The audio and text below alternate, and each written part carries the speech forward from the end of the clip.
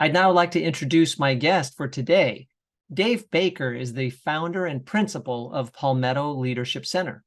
He helps manufacturing and business leaders deploy strategic solutions and leveraging their people as the missing link to achieve their business goals.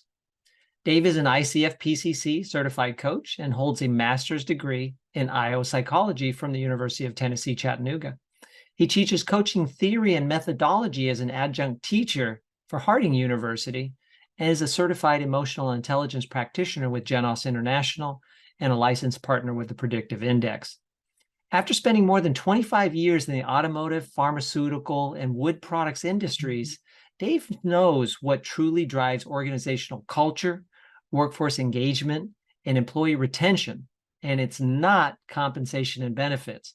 It's the quality of the leadership at all levels and how they connect, communicate, and support their team members in getting results. I am thrilled to have you as our guest today, Dave. Looking forward to our conversation. Thank you, Michael. I appreciate the invitation, and I'm honored to be with you this afternoon. Terrific. Well, let's jump into it, and I'm going to go ahead and ask you the first question that I have prepared for us, which is just kind of going back a little bit. Tell me, what drew you to executive coaching? Great question, Michael. You know, after 25 plus years in manufacturing, I found myself thinking about the 12 plus plant managers, directors, VPs that I had reported to directly, and countless supervisors and employees. And I sat back one day and said, you know, I can't do what I'm doing in my current role for the next 20 years. I'm going to take my show on the road. So I actually did that in the form of launching my own business and in executive coaching, leadership development. And that's how I jumped in, because it dawned on me, it's like, I'm coaching, or I have coached for this whole time, these leaders, the workforce, and what a great way to spread the wealth, if you will. And so that's what I did. I took the leap and went full time in 2015. All right. Well, as of the time of this recording, it's already been 8 years since you took that leap. Time flies. It does. It does. How did you determine in which areas you would specialize in? With a strong background in human resources for many years and some time spent in frontline leadership in manufacturing, I thought that my area of specialty would be human resources, but it wasn't long before I realized that, no, I'm not coaching. I haven't coached human resources people. I've coached the executive team, the leadership team. And so what I thought initially was a niche in HR, just because that was where I had spent a lot of time professionally. In fact, it was that outer circle, if you will, that was outside of my immediate focus. But it was the leadership team, the plant staff, the division staff that came to me, and we had coaching conversations my entire career, some better than others, some better coaching conversations than others, especially when I reflect on some coach training and development. And then, you know, human resources, I found, was not a niche where they can say yes, they can say no, but they weren't the ones that could say yes in a potential engagement, a client engagement. So, you know, I initially focused heavily on the HR community, but migrated into going to the, you know, prioritizing the person at the top, whether it be the plant manager, the vice president of the division, or the CEO of the company. And I think the reason you're saying that, Dave, is because when you're working with a senior person like that, who's not in a underlying department, that when they're bought in, you're in. without a Yeah. lot of additional paperwork and layers of approval that have to happen. Yep. So in corporate America, I mean, the one at the top can delegate, and often find during that delegation process, we have to circle back and maintain those relationships, because things do get kind of watered down as it goes through the organizations. But yeah, so I mean, as far as a specialty, it is manufacturing, maybe a sub HR, but that has dissipated, and now it's manufacturing executive leadership. Leadership. Do you do more coaching or consulting? That's interesting. Sure, there's a difference in coaching, consulting, therapy, counseling, right? All those things. Yeah. Recognizing that's very important. I do probably 80-20. I do 80% coaching, 20% consulting. And the consulting piece really has come out of a part of my practice in which I'm a predictive index assessment, not only user, but provider. And so as I learn and see experience organizations with a challenge where the predictive index may help, I've incorporated that, and I do more consulting relative to employment, retention, personal and professional development, using the predictive index as a consulting gig, if you will, where the coaching piece is not necessarily a part of that predictive index. So I do 80% coaching, about 20% consulting, specifically through the predictive index. I understand. Okay. How did you decide to offer both coaching and consulting? Because a lot of newer coaches wonder, should I just be pure coach, or should I offer some consulting, as you've explained? So how did you decide to offer both? Well, again, it wasn't a very specific decision, and I took a fork in the crossroads. It was, as things developed, as a coach, I embraced an assessment, at least one assessment. And the assessment that actually is subscription based is the predictive index, and I love the predictive index. I also love the Profile XT, the GENOS, emotional intelligence assessments and surveys. So I've got several assessments in my kit bag, but because of my association with predictive index, I've not said no to helping subscribers to the predictive index within their organizations get better in using that tool. So that's where the consulting piece came in. But at the end of the day, I practice coaching that process with people rather than telling them what to do and how to do it. So if I'm hearing you correctly, it sounds like it wasn't a deliberate choice, but it kind of grew out of this familiarity with that predictive index tool. Clients understood what it could possibly do for them, and you didn't turn the business down, that opportunity to help them in a consulting role using that assessment data. Exactly. Yeah. I've done the same thing with PXD Select, where I have some clients that use that tool for hiring purposes and really providing a consultative service in that way. Right. All right. Well, then I'm going to shift gears here, Dave, to talking about certification and credentialing.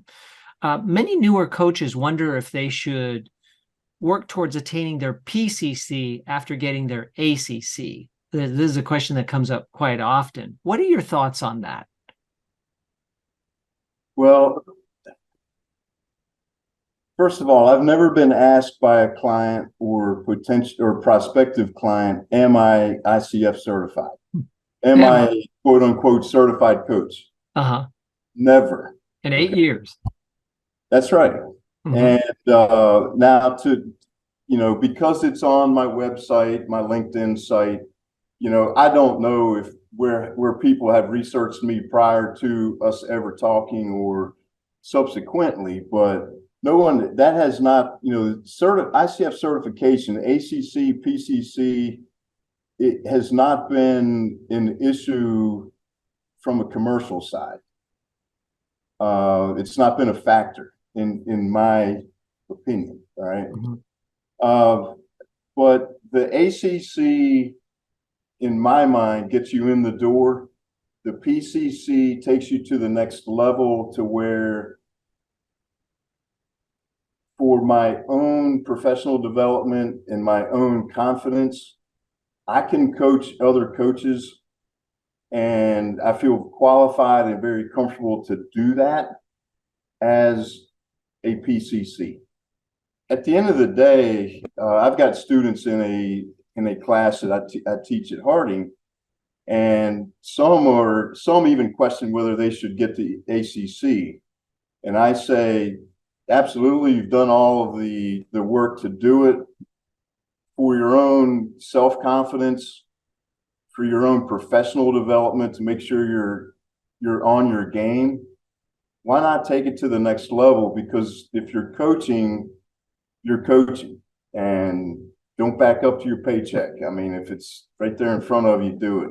It's not as ominous as you might think in achieving that certification. People get overwhelmed when they read, what it takes, but I would highly advocate someone that is practicing coaching if they're an ACC, continue to get to PCC. It can't hurt you, and it can only open doors for you in the future for that potential one opportunity to where you never know, what might happen. Yeah.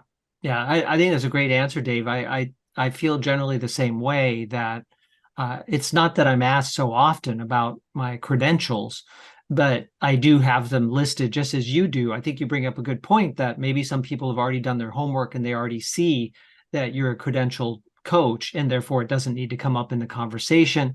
Or they may look afterwards. Maybe after the conversation, they check you out and also see that. So I think it's worth having as a testament to the work that you've done, the effort that you've put in to receive this credential, and it helps you coach at a higher level just by doing that additional work. Because you have to get a certain amount of coaching experience to get the credential. So it shows a commitment to coaching. And after you've coached 500 hours, you might learn a thing or two about good coaching. That's right. Yeah. All right. So then let's talk about the industry focus. You come from a background in manufacturing and now specialize in working mostly with companies in the manufacturing industry. I know you've also done some work in other industries. How has your background helped you to secure business? It helps me to secure business, manufacturing business, because I've got street cred. I've seen it, done it, won, have lost. And while that sounds good as a coach, sometimes that's actually a pretty hardy bias to overcome at times during coaching engagements. So while my background in manufacturing, yes, certainly has helped me attain clients because of the network, because of the street cred, my reputation in the industry.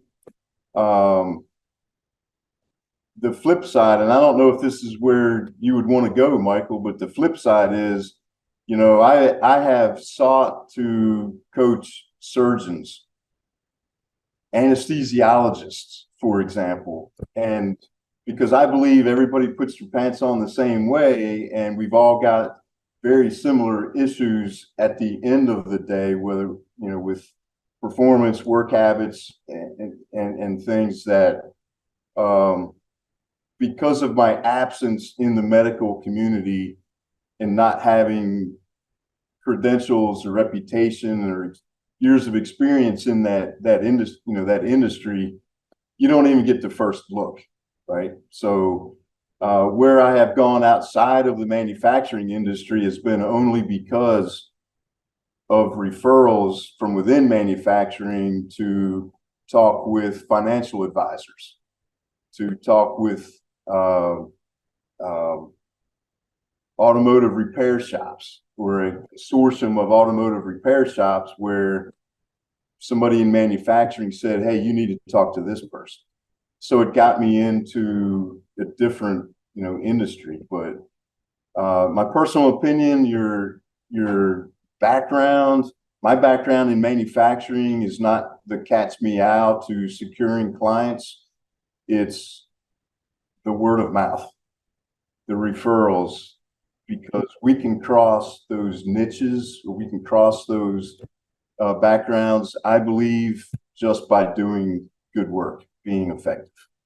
So, but knowing the work environment in manufacturing, it's the manufacturing environment's different from wood and paper products to automotive to pharmaceuticals. But manufacturing is a very tough, fast-paced, high demand, 50, 60, 80-hour work weeks. And if you're not conscious of that, you would think, well, how come they didn't call me back? Or, it can mess things up just in your engagement, in which, as a client or prospective client, they dismiss you because you don't get it. You don't get it. Mm-hmm. So that's the biggest part. Yeah. So you have domain expertise, which helps you to understand the client, and you get it, as you said. Where it may get in the way is that you may know too much, which then makes it harder to be fully present as a coach and eliminate any judgment, partiality, bias. Because I remember reading recently, if you have a brain, you have a bias. So that's the plus and the minus of working within the industry that you came from, right? Now you may have started to answer this next question, Dave. In you talked about word of mouth and referrals, but I'll ask you specifically, just for the sake of our interview, how do you get your leads that drive your business? I wish I could tell you LinkedIn, networking events, business cards. No, zero. All right. 100% of my business where I have been able to invoice has been previous contacts in manufacturing where they knew what I was doing and said, hey, you need to call Baker. And I picked up the phone and called them back when they left a voicemail, which that wasn't, you just don't sit and wait for people to call. But the bottom line is, those that know you and know what you can do and how you do it has been my bread and butter, to where when they change companies, they take me with them. When they have a problem, it may be a year or two in between engagements, but they come back to me. And it does not take 1,000 clients. It does not take 100 clients to be successful in coaching. You need that handful, probably 10 or less, that you've done great work with, that, again, as they may change companies or as their business changes, they come back to you, and back to you. It's really about always having that heads up, thinking about who my neighbor is, at a restaurant, anywhere. Don't be afraid to engage in casual conversation with people, and go out there and say, hey, well, as a matter of fact, what I do for a living is I coach people in helping them advance from their current leadership level to get to the next frontline leaders, to be functional leaders. And that, it's not a bunch of fancy jargon, not executive coaching people, what's that, right? But it in layman's terms, in casual conversations at church, with your hobby groups, whatever. It's amazing how that word of mouth trickles down. Yeah, I love it. I did a presentation years ago, Dave, called "You Already Know Everyone You Need to Know," and it was exactly about what you're saying, in that you don't need to meet strangers, because you can meet strangers through the people you know. That was the rub of the presentation, because people would say, well, no, I don't know everybody I need to know, because I need to go out and find new people to get business from. But you're saying 100% through my network, through referrals, through loading wood on trucks. Yeah, I don't know if that's going to be the tip that most of the people are going to take away from this. I got to start going out and getting wood and buy a truck. Not at all. It's just I took a call from a buddy and I Yep. did something I really wasn't looking forward to do. I didn't have time for it. But Yep. as it turned out, I've got a prospective business deal Q1 of 24, and it was totally unexpected. I went there with zero expectation, but just being in the moment and Yeah. recognizing who different people are. It's easy. And Michael, you said something that's very important. The credibility that you have of those who know you, right? A stranger to sell something to a stranger versus selling something to someone who knows you. Mm-hmm. I mean, the game over. If they know you and your reputation and your credibility, it's not about the sale anymore. It's about what the need is. Yeah. So, Yeah. Very, very different conversation. Absolutely. Looking back on your 8 years to date as a coach and consultant, what are some of the mistakes that you've learned from, Dave? talk less, listen more. The second thing would be low pricing self-esteem. And I learned that from a mentor of mine. I also believe it was part of CEC. I'm not sure because it's starting to get foggy now, right? But after 8 years, but low pricing self-esteem, I gave my services away early on for too long. I'm an advocate of pro bono work. Do some things, build your credibility, establish your reputation. But the leap from pro bono to a competitive marketplace rate for the value of which you're providing your client, I would say low pricing self-esteem is something that I was challenged with for a long time. Tending to existing past clients, nurture them. They are your future. They're your lifeblood. So I have lost some just because I thought in my own pride and arrogant way that if I'm that good, they'll call me. They'll call me when they need me. Right. And it was like, no, Dave, put your pride down. You call them. And too many times when I've called them, they were like, hey, yeah, I was waiting on your call. I've missed you. Interesting. Yeah. But Well, you're the service provider, so you should be the one calling. that's right. That's Right. right. Right. Oh, But picking up that phone has been a challenge for me in this business. But so we're talking about mistakes, mm-hmm. and that has been a mistake of mine in the past for sure. All right. Well, thank you for sharing that and being vulnerable around that. Now, kind of zooming out on the profession as a whole, you've been doing this for 8 years now, so you may have seen some trends in executive coaching. Anything that you can share from your perspective about where you see executive coaching going? That's a tough question, Michael. I'm not a coaching industry expert. I'm a coach. I do executive coaching, and I can tell you some trends that I've seen, and that is there are more and more people calling themselves a coach now than ever. Mm-hmm. And many of them don't have a clue in what they're doing. And it kind of makes it tough on the rest of us that do, to where it's like, no, I'm not that kind of coach.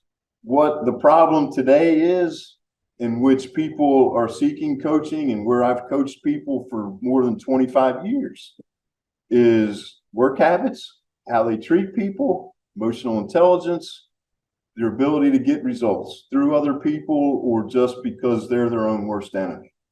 These things aren't changing. And from my perspective, and the clients that I see and work with, and prospective clients, as they describe to me what their problem is, there's nothing new under the sun. We just package it differently and deliver perhaps more in modern times. But I don't know if that qualifies as good content for a trend in executive coaching or not, but that's what I see. Well, I think you bring up a good point, that there are trends and then there are mainstay actualities within the industry and profession, and it takes me back to something Brian Tracy said many years ago, that there are only 4 ways to change: start something, stop something, do more of something, or do less of something. That's it. I don't. Doesn't matter if it's 2023, 2033, or 2043. There are still only going to be 4 ways to change, and we talk to our clients about that. So I think you make a good point. While there are going to be trends in technology and how technology may affect coaching with the rise of AI and platform coaching, still we will be addressing a stable of problems that professionals face because we are human. Right. Well said. And be ready to address those through experience and knowledge of what good coaching is. I think that's something else that I get from your answer. So last question, Dave. This has been very, very great conversation with you. When newer coaches have a chance to talk to veteran coaches, they say, how can I succeed faster? Like, what should I do? We talked about mistakes and lessons and so forth, but what advice would you give to a newer coach about succeeding faster?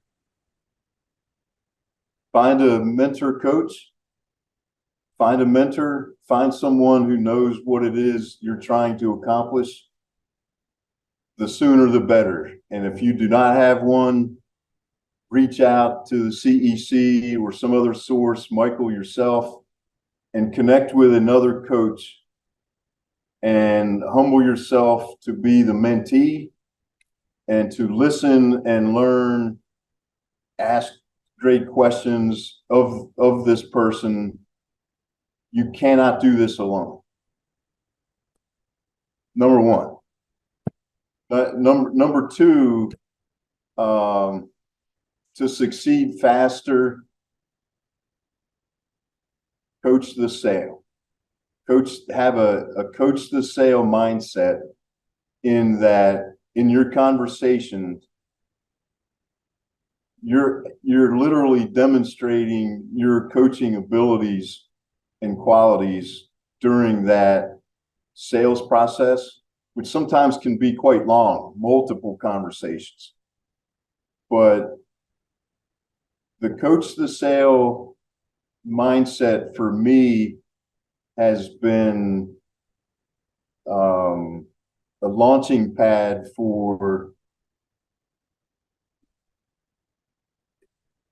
getting quicker results, getting people to take action sooner than later. And it's a long sales cycle in the business.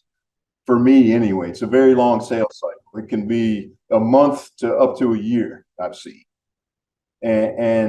But that coaching the sale, I think, expedites it, because you're literally coaching them to say yes and send you a purchase order number. All right. That's literally what you're doing. You're coaching them. So that would be, I guess, the second thing. And then, the last thing I would say to succeed faster is focus on all your effort on that first client or that next client from your existing book of business. Forget the websites, forget the business cards, forget the networking events. Be client focused in what is it today that I've done to obtain or gain that next client, that first client. And that sounds simple, but you're not a coach if you don't have anyone to coach. It's been a really good conversation with you here today, Dave. I so appreciate you paying it forward to come in and share from your 8 years of experience to help newer coaches within the Center for Executive Coaching or not, to just learn from us to improve what they're doing and go out and serve their clients. Great, Michael. Thank you so much. It's been a lot of fun. It sure has. Thank you very much.